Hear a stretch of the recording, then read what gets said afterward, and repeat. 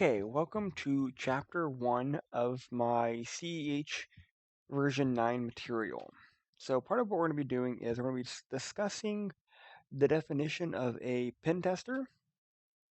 So a pen tester are typically called an ethical hacker, though this is not normally a preferred label.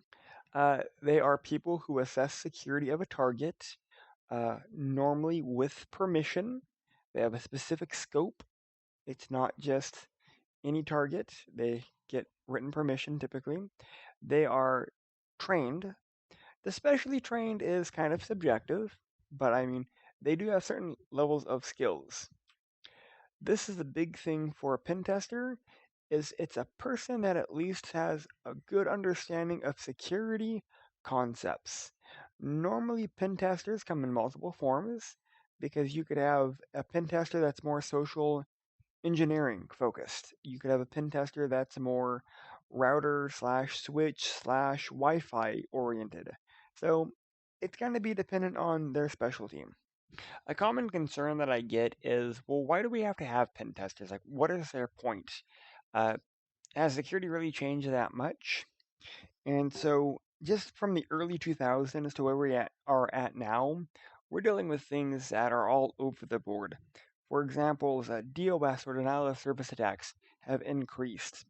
Manipulation of stock pricing and the stock markets, that's happened several times.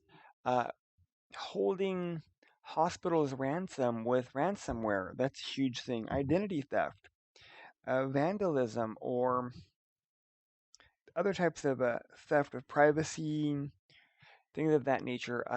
Sadly, in the last several years, even just the way that we do basic combat, for example, the cyber war happening in Syria, that's been a huge thing. So, pen testers are there to help verify certain levels of security.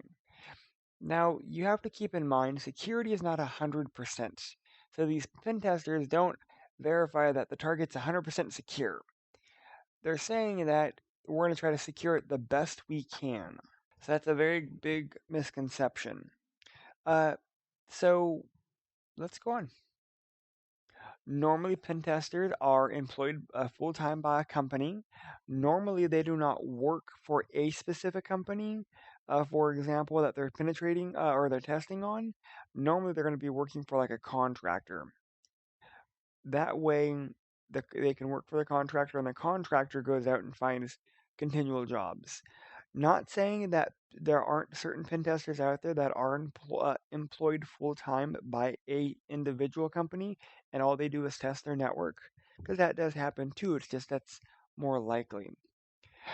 Pen testers use the same techniques that a hacker would. That way, they can try to figure out how a hacker would get in. The big thing here is the intent. Are they trying to do it for fun? Are they trying to do it for criminal activities? Are they trying just to see if they can do it? And so the intent does matter. So the intent is normally defined as its purpose, and the permission is what they are allowed to do.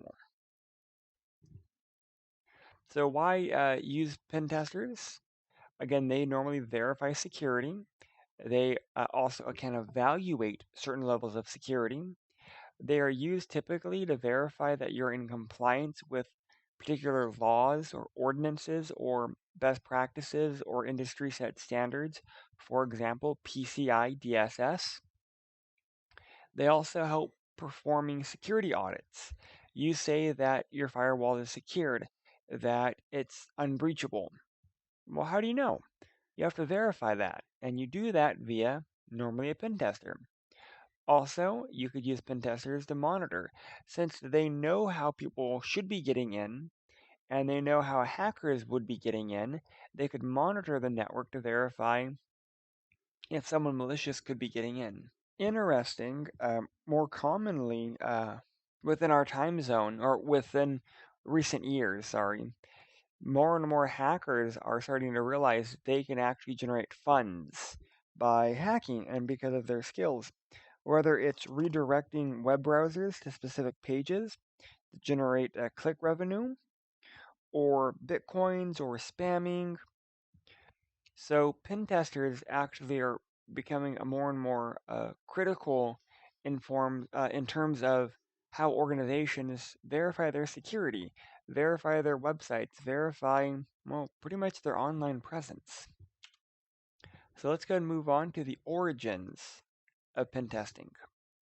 So the term hacker is an old one that can be traced back to the original back 50 years or so, early 60s.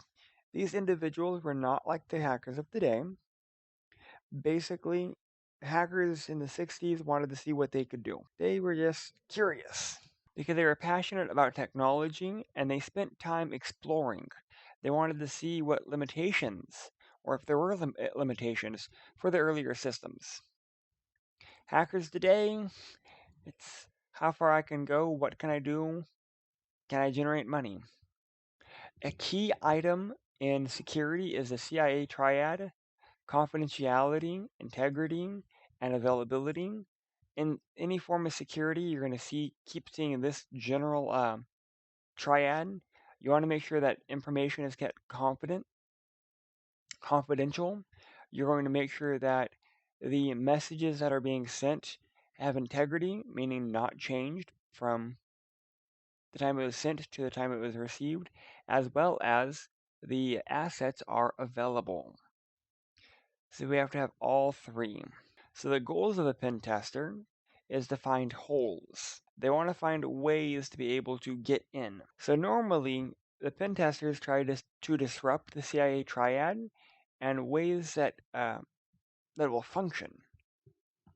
Other ways that you can look at this is they want to be able to disclose, alter, and disrupt. Because again, with confidentiality, integrity, and availability, if that's what our main goal is, if we're able to disclose it, if we're able to alter it or disable, or if we're able to disclose it, alter it, or disrupt it, then we've then essentially destroyed that CIA triad, then destroying their security. People always ask, well, how is availability part of security?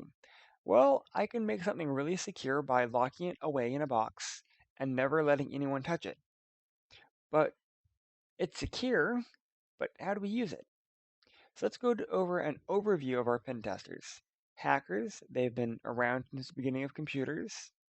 They're enthusiasts. They tried out the technology, they pushed their boundaries. They wanted to satisfy their curiosity. They wanted to see what was there. And in our book, they actually give you several examples of the evolution of hacking. They also give you lots of different cases from early 80s, mid 90s, early 2000s, and so forth, with all of the different types of hacks, how they could win Porsches. That would be the Kevin Lee hack in 94. If maybe money via, again, phone scams. So there have been hacks for a very long time. So let's go to the evolution of our communication. With the actual evolution of what we think of the internet now, we had the ability to communicate on a more global scale with everything. Normally, the beginning attacks were more just mischief, but they became very malicious very early on. Newer attacks continuously increased, and normally that was for financial gain. Sometimes fraud, sometimes privacy concerns, but more often than not, some type of financial gain, whether it be through identity theft, whether it be through credit card theft, or other ways to make money. So the real world hackers tend to be broken down into different categories. Normally malicious. We could have a script kiddie. That's a young person that typically doesn't know what they're doing. They're just running scripts. We have white hats. These are hackers that think they attacking parties, but work for the good people, work for governments, things like that. They try to stay within the legal limits. A gray hat is someone between that's a person that does it illegally and legally. A black hat is someone that does it illegally, normally for personal gain. And then we have terrorists. And these are kind of more subjective, but terrorists are normally those that try to use cybercrime to fund terrorism. Black hats normally do things illegal. White hats normally are more legal. Gray hats again are in the middle. And script kiddies are just people that run scripts to see what they do. Most hackers, sadly, are going to be script kiddies. They don't quite understand what they're doing, but they understand that if I run this script, these things happen. So let's go ahead and talk about some cybercrime. So over the past 2 decades, again, we've talked about identity theft and theft of services and things like fraud, embezzlement, cyber stalking, cyber rape. Those are all big ones.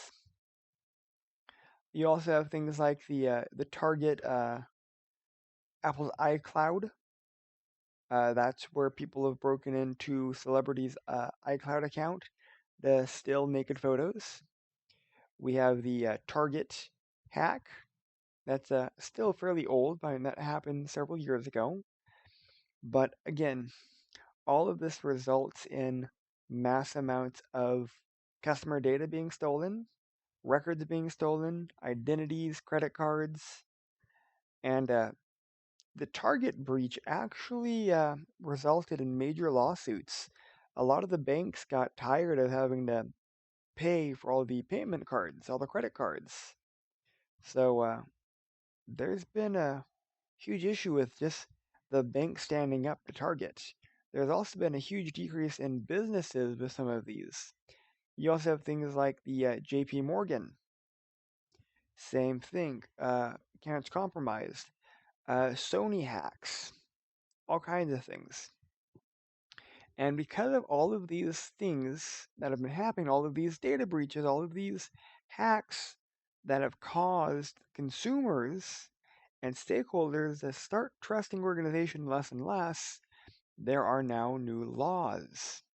There's also some old laws that apply, but there's also a lot more new laws. Actually, it was really funny. Google was one of the first major companies to flat out say, hey, if China wants something, they're getting it. And that was a huge thing because Google's been increasing security, but at the same time, they also recognized that if someone really wants it, they're going to get it one way or another. You can make it hard for them, but they're going to get it. So technology has outpaced our laws. That's been a huge thing. Torrents and Bitcoin and the taxation of Bitcoin, that's always been a huge thing. There's also been a huge increase in cybercrime. And then there's jurisdiction issues, as well as cybercrimes themselves have been evolved. For example, cyber rape, cyber stalking. These are terms that, for the most part, many people wouldn't have to deal with, but they're becoming more and more common. So moving on is, again, old laws. So we have to find a way to address some of the legal concerns. We need to, first of all, make sure that we understand that we have to be careful. We have to have a scope. We have to have an outline. We have to make sure that we're pretty much following the procedures that were outlined for us. Meaning, if a company contracts with you and tells you they want you to penetrate the network and you have full access, normally you're going to ask for a scope. Like, what do you mean by full access? What can I target? What can I not target?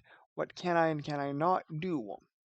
That way you have some scope. Example laws have been SOX, HIPAA, PCI DSS, the Communication Assistance for Law Enforcement, FISMA, Computer Fraud Act of 96, the Privacy Act of 74.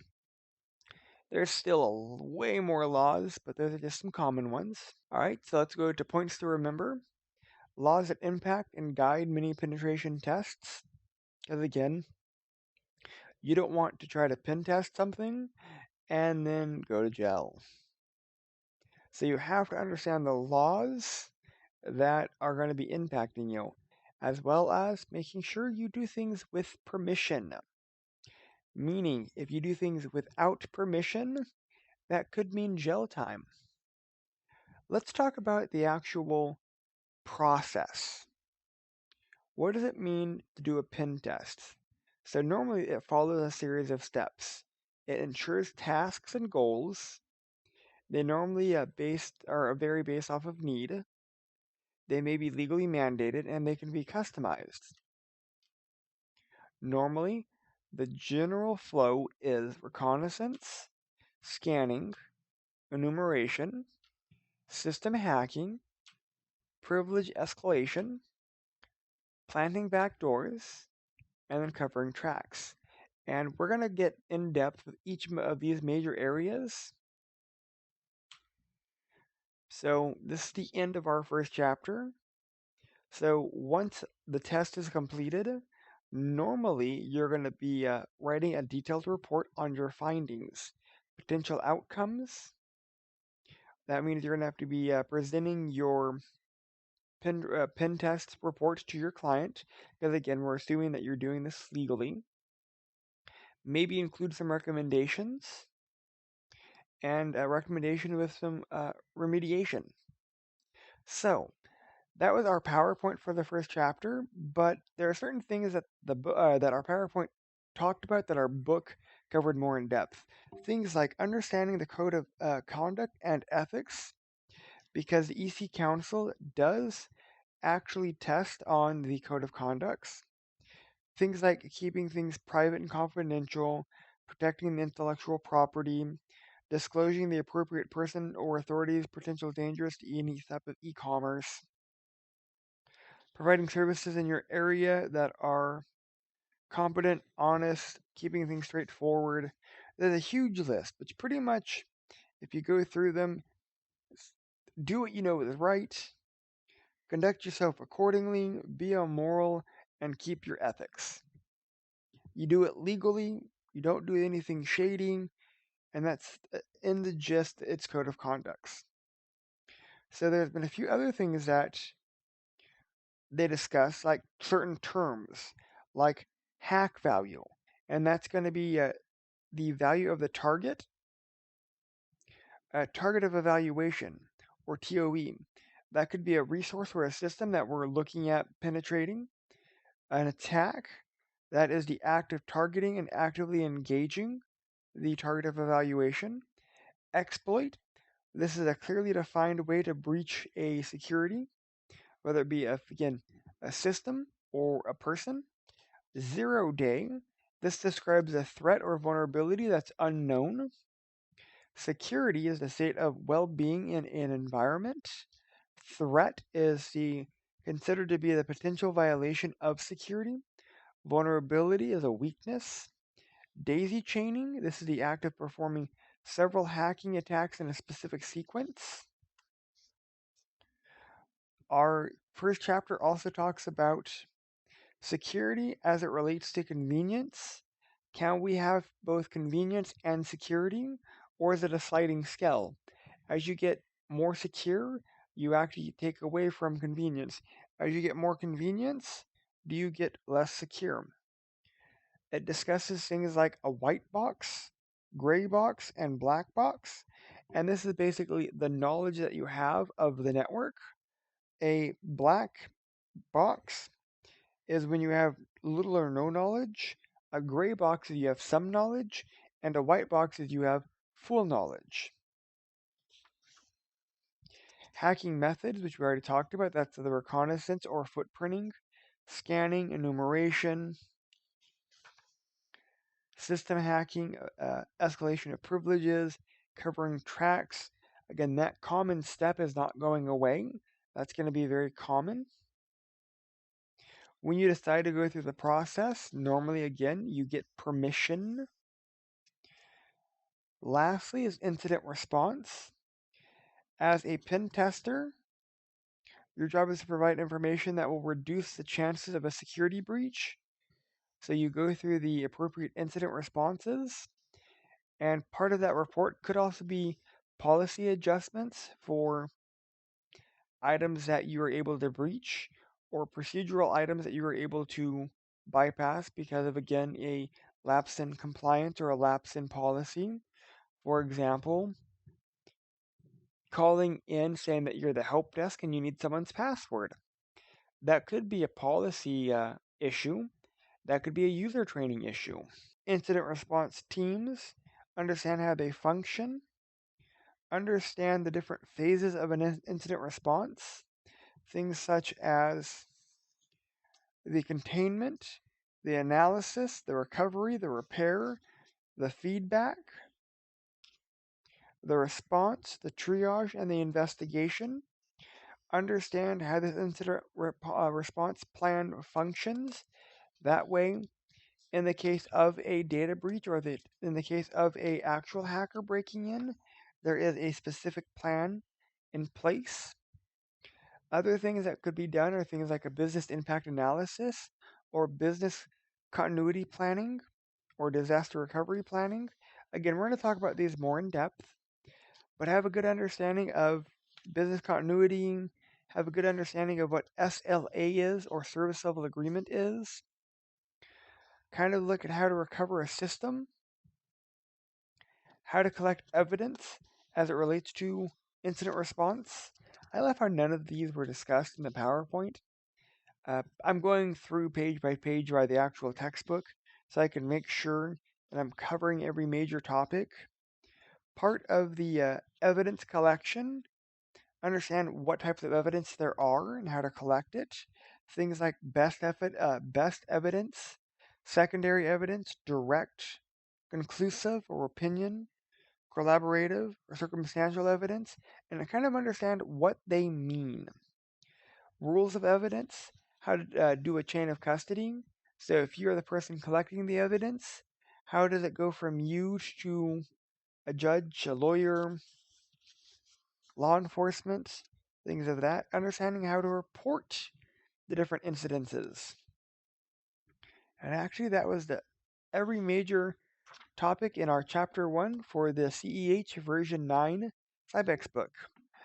Again, this is just a nice brief overview. We'll get more in depth as needed. Thank you.